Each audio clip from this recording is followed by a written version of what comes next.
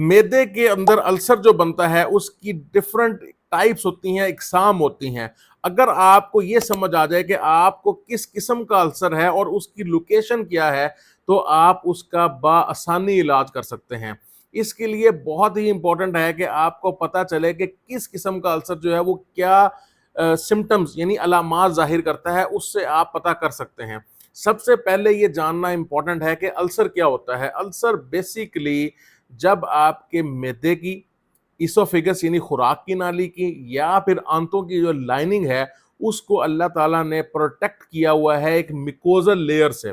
वो जो mucosal layer है वो आपकी लाइनिंग के अंदर यानी उस पाइप के अंदर अल्लाह ताला ने चढ़ाई हुई है, ताकि जब वहां पर एसिड बने, खुराक आए और तेजाबियत ज़्यादा हो तो वो मैदे के, आंतों के या आपकी खुराक की नाली के जो मसल्स हैं, जो पट्टे हैं, उसको, जो गोश्त है उसका, उसको वो गला ना सके।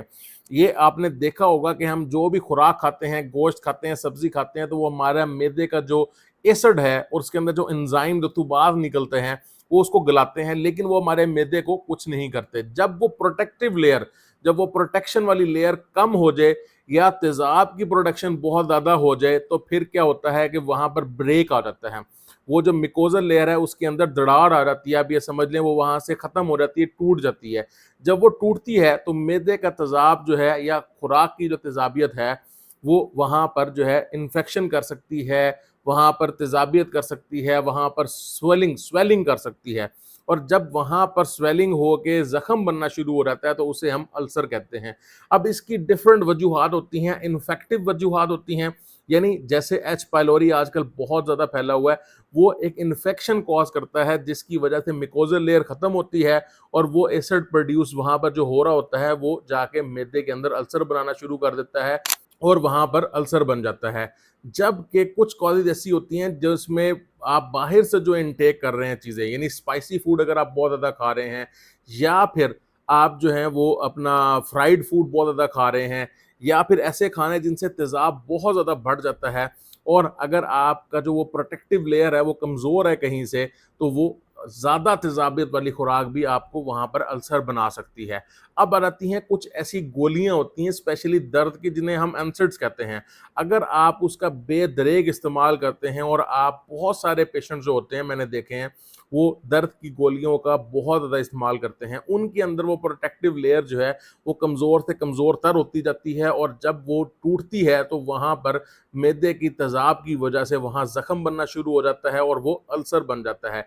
याद रखें कि गोलियों से और इन चीज़ों से जो बनेगा स्पाइसी फूड से, वो इन्फेक्टिव नहीं होगा, उसमें आपको मोस्टली एंटीबायोटिक नहीं चाहिए होगी अनलेस एंड अनटिल वो इन्फेक्टिव हो जाए। अगर वो इन्फेक्टिव नहीं है तो आपको फिर एंटीबायोटिक नहीं चाहिए। लेकिन अगर एच पाइलोरी की वजह से बन रहा है तो फिर आपको हो सकता है कि आपको एंटीबायोटिक की ज़रूरत लाज़मी पड़े, बल्कि हो क्या सकता है आपको चाहिए वो एंटीबायोटिक।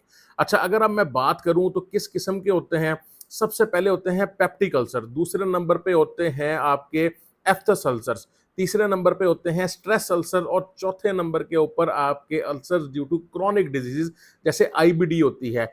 पेप्टिक अल्सर के अंदर ये बहुत इंपॉर्टेंट है, उसके अंदर गैस्ट्रिक जो है वो अल्सर आपके जो है, स्पेशली गैस्ट्रिक और ड्यूडिनल अल्सर। गैस्ट्रिक कौन सा होता है मैदे के अंदर, और ड्यूडिनल कौन सा होता है जो आपकी खुराक की नाली जो है, जो आंत है, उसके पहले हिस्से के अंदर अल्सर बनेगा। अब इसमें डिफरेंस कैसे करना है कि जो आपके मैदे वाले होंगे वो जैसे ही खाना खाएंगे उनको दर्द होना शुरू हो जाएगा, ब्लॉटिंग यानी अफारा हो जाएगा, तेजाबियत बहुत ज़्यादा हो जाएगी, उनके अपर एपीगैस्ट्रिक रीजन के अंदर बहुत ज़्यादा दर्द होगा। और जो ड्यूडिनल वाले होंगे, उन जब वो खाना खाएंगे तो उनको कुछ देर के लिए रिलीफ मिल जाएगा, जबकि जो इनके मैदे में अल्सर थे वो खाना खाते ही उनको ज़्यादा जो है दर्द होना शुरू हो जाएगा। और जब ड्यूडिनल वाले यानी जो आपकी ड्यूडिनम है, आंत है, उसका पहला हिस्से में जिसके अल्सर है, वो खाना खाएँगे तो उनके दर्द में अफ़ाका हो जाएगा, लेकिन 2 से 3 घंटे बाद उनको फिर ज़्यादा शदीद दर्द हो जाएगा, क्योंकि खाना तब ड्यूडिनम तक पहुँचेगा। और स्पेशली ऐसे लोगों में जिनमें ड्यूडिनल अल्सर होते हैं, उनको रात को बहुत ज़्यादा पेन होती है। ये याद रखें कि रात को अगर बहुत ज़्यादा पेन होती है तो आपको ड्यूडिनल अल्सर हो सकता है। दूसरे नंबर पे स्ट्रेस अल्सर आ जाते हैं। स्ट्रेस अल्सर जो होते हैं बेसिकली हम ये समझते हैं कि शायद परेशानी की वजह से बनते हैं। परेशानी वाला स्ट्रेस नहीं है ये आपकी बॉडी के ऊपर जो स्ट्रेस आ जाता है, यानी आप बहुत ज़्यादा बीमार रहे हैं, आप किसी भी रीज़न की वजह से हॉस्पिटलाइज़ रहे हैं, या आपकी बॉडी खुदा ना खास्ता बर्न हो गई है और वो स्ट्रेस के अंदर है, या बहुत बड़ी कोई इन्फेक्शन चल रही है, आपका इम्यूनिटी यानी कुव्वत मुदाफ़त जो है वो कम हुआ है, तो फिर आपको मैदे में अल्सर बन सकते हैं। यस, जो साइकोलॉजिकल स्ट्रेस होता है वो कदरन इसको इन्फ्लुएंस करता है, लेकिन वो डायरेक्टली अल्सर प्रोड्यूस नहीं कर सकता है, अल्सर कॉज नहीं कर सकता। अब आप जाते हैं एफ्थस अल्सर। एफ्थस अल्सर जो आपके मुंह के अंदर छाले बनते हैं या अल्सर बनते हैं, इनको एफ्थस अल्सर कहा जाता है। इसके अंदर इसोफिगस वाले भी आ जाते हैं और माउथ वाले, यानी खुराक की नाली वाले भी और माउथ वाले भी। माउथ वालों को तो आप देख सकते हैं सामने, जिसमें अक्सर आपको बॉन्जुला जेल और पेन किलर्स दी जाती हैं ताकि जैसे ही ये रिजॉल्व हो तो ये ठीक हो जाए। जो आपकी खुराक की नाली वाला होगा उसमें आपको निगलते हुए, खुराक निगलते हुए बहुत ज़्यादा दर्द होगा। ऐसा लगेगा जैसे छाती में बहुत ज़्यादा जलन हो रही है। तो ये जो है वो एसोफेगस वाले यानी खुराक की नाली वाले होते हैं।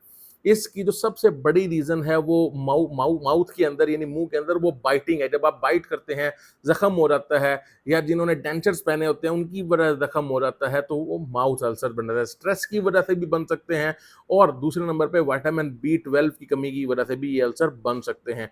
कुछ लोगों में आयरन की अगर बहुत शदीद कमी रहे तो उसकी वजह से भी अल्सर बनते हैं।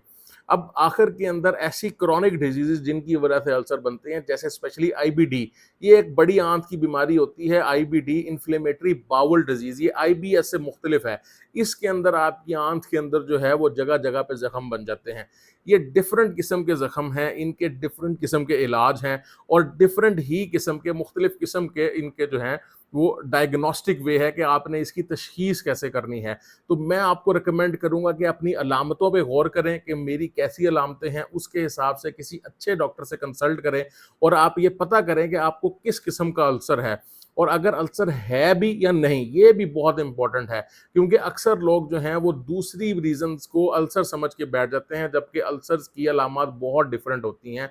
तो आपने एक डॉक्टर के पास जाना है, खुद कभी भी कन्फ्यूज़ नहीं होना, क्योंकि आप कभी भी सही तशख़ीस नहीं कर सकते। जब आपका अल्सर डायग्नोज़ हो जाएगा, तो फिर आपको उसके ट्रीटमेंट में भी बहुत ही आसानी मिलेगी। मेरी नेक्स्ट वीडियो जो है, जो आपके मोस्ट कॉमन अल्सर यहाँ लोगों के मैदे के अंदर और बड़ी आंत के और जो छोटी आंत के पहले हिस्से में जो बन रहे होते हैं, उसके ट्रीटमेंट के ऊपर है, उसकी डिटेल्ड अलामत के ऊपर है, तो वो वीडियो भी लाज़मी देखें अगर आप चाहते हैं कि आपको सही इसका ट्रीटमेंट समझ आ जाए, ये समझ आ जाए कि आपने इससे बचना कैसे है और इलाज कैसे करना है, वो वीडियो लाज़मी देखें। शुक्रिया।